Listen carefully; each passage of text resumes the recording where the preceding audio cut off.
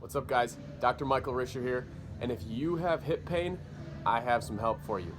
Just as a reminder, if you are having serious hip pain, you should probably go get that checked out by a chiropractor, a PT, an orthopedic doc, just so that you have your bases covered and you're not operating with some serious injury. But if you have some minor hip pain, here are a couple things that could definitely help you out. Now, before we get into what we're actually going to do for our hip pain, let's talk about why your hip hurts.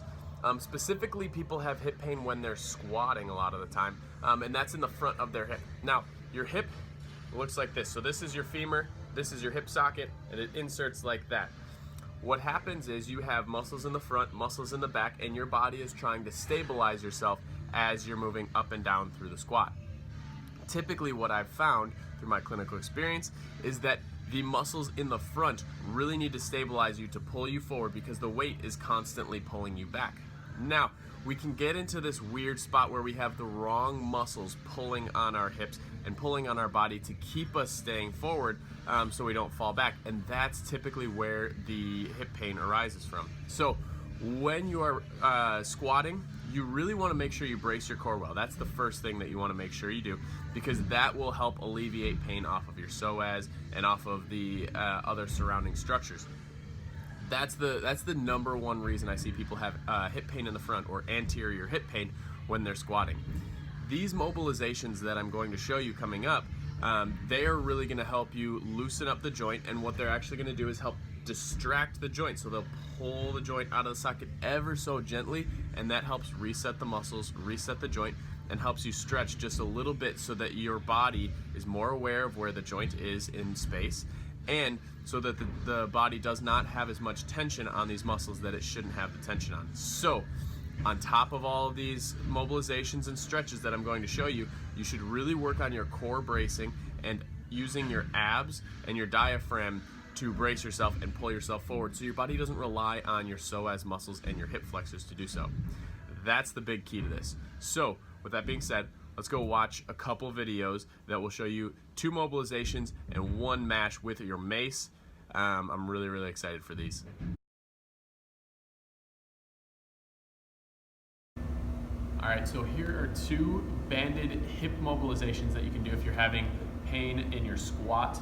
You can use your green or your blue set for set band. Either one's good. I prefer using the green, so that's what we're going to use today. The way that I like to use this is as a warm-up as well as general maintenance. If I'm using it as a warm-up, I'm not going to do a ton. That way I don't create too much laxity in the joint, but I want to do enough so that I can mobilize my joint just a little bit. So you're going to start by hooking the band around the rack here, and then just like we did with our ankle mobilization, you're going to get your leg inside the band. Now from here, what I want you to do is get in the lunge position. I'm going to turn and face you so you can see a little bit more. But what this is going to do is it's going to start to pull your leg back. Now see how it's out at an angle just a little bit. I'm not directly in front of the band. I'm off to the side just a little bit, so it's pulling my leg to the side as well as back behind me. Now from here, I'm going to lunge forward and pull my leg across. What this is going to do is it's going to fulcrum your hip out. So just coming right here and small mobilizations. Again, if you feel too much of a stretch, you can back it off. If you don't feel enough of a stretch, if you don't feel enough of mobilization, you can go ahead, lunge a little bit further forward, but it is a small movement across your body. We call this adduction. You're adding your body across your body, or adding your leg across your body, and that is going to give you a nice hip mobilization. Great for a warm-up before squat, and then we'll get into the next mobilization.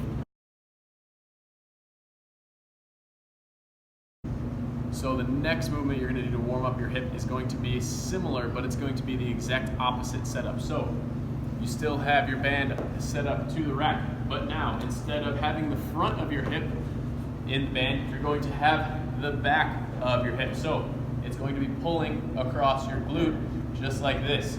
We have our opposite leg forward this time, and now the band is helping push our hip into extension. So the mobilization here, instead of flexing the hip, you're going to extend the hip. This aids in your glute firing, right? So this is acting as extra glute muscle right here and pushing your hip forward.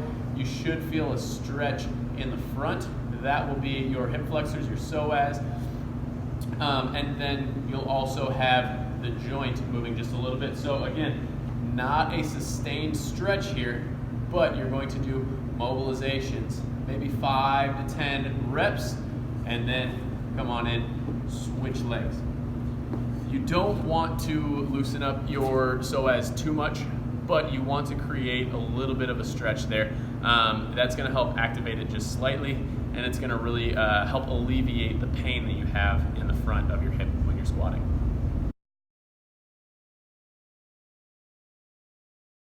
All right, so far I've showed you 2 different hip mobility drills you can do using your set for set bands.